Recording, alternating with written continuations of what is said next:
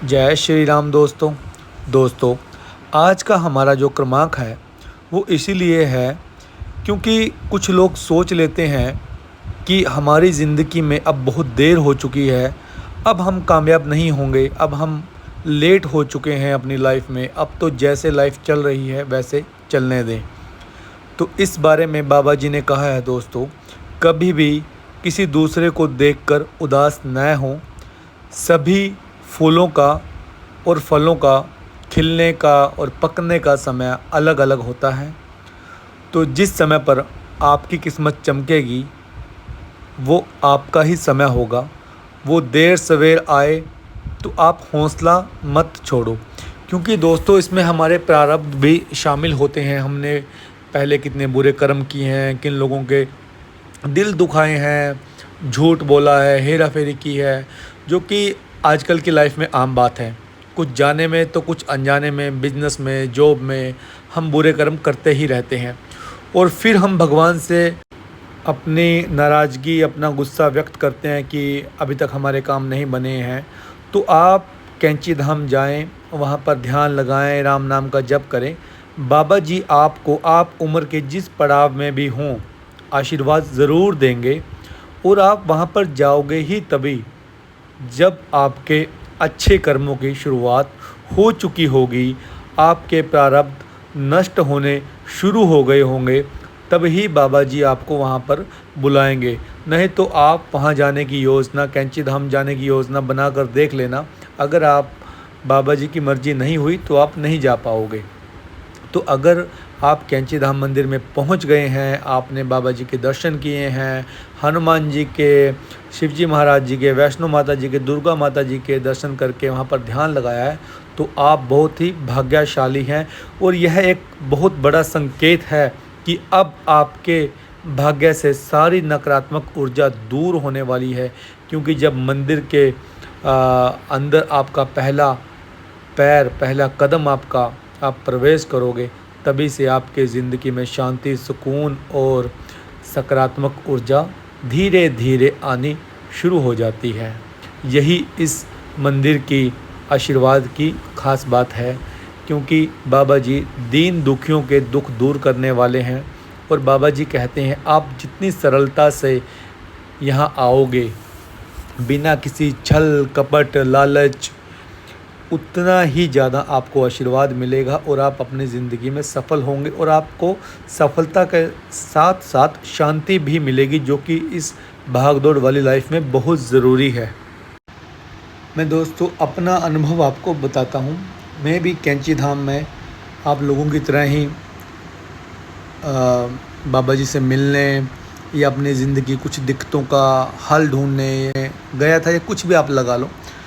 और जब वहाँ पर मैंने बाबा जी के दर्शन किए, और जाते ही मेरे साथ ये हुआ कि मुझे शाम को नहीं जाना था। शाम को मुझे होम स्टे जो मैंने ले रखा था वहाँ पर रुकना था, और मैंने लोकेशन भी वहाँ की लगा रखी थी कि सुबह बाबा जी की आरती में शामिल होऊंगा।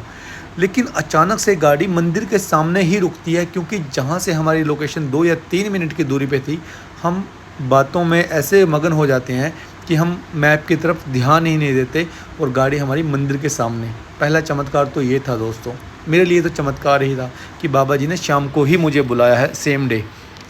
दूसरी बात, जैसे ही मंदिर से मैं आया हूँ, उसके तुरंत बाद तो मुझे, मैं ऐसा नहीं कहूँगा कि एकदम से मुझे वो चमत्कार ये हो गया लाइफ में या कुछ बदल गया, लेकिन धीरे धीरे धीरे कुछ मैंने भी चेंजेस किए हैं लाइफ में। उसके बाद मुझे बाबा जी के आशीर्वाद की अनुभूति हुई है अपनी लाइफ में, और मुझे कुछ सकारात्मक परिणाम इसके मिले हैं दोस्तों। तो मैं यही कहूँगा, अगर आप बहुत परेशान हैं तो ये कभी भी मत सोचें कि बहुत देर हो चुकी है, अब तो हम क्या करेंगे।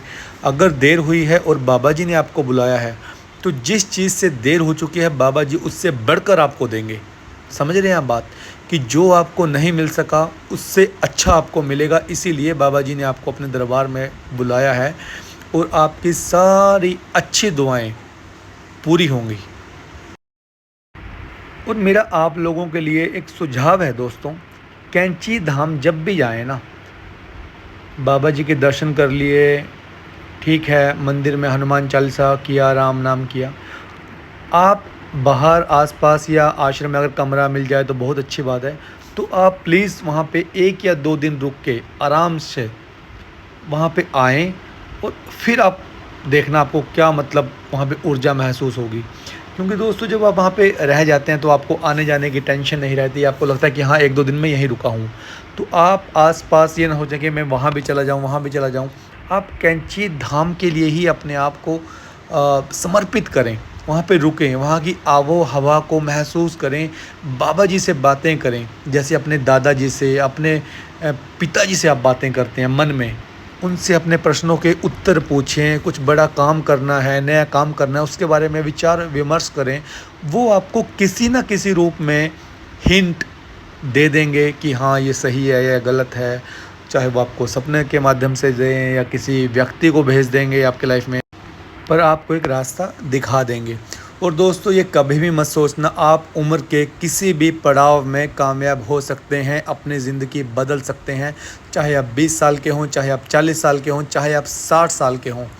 इस बात में आप जो फ़ॉरेनर्स होते हैं उनसे सीखें, वो किसी भी उम्र के पड़ाव में हों, वो हर टाइम एनर्जेटिक रहते हैं और सकारात्मक रहते हैं।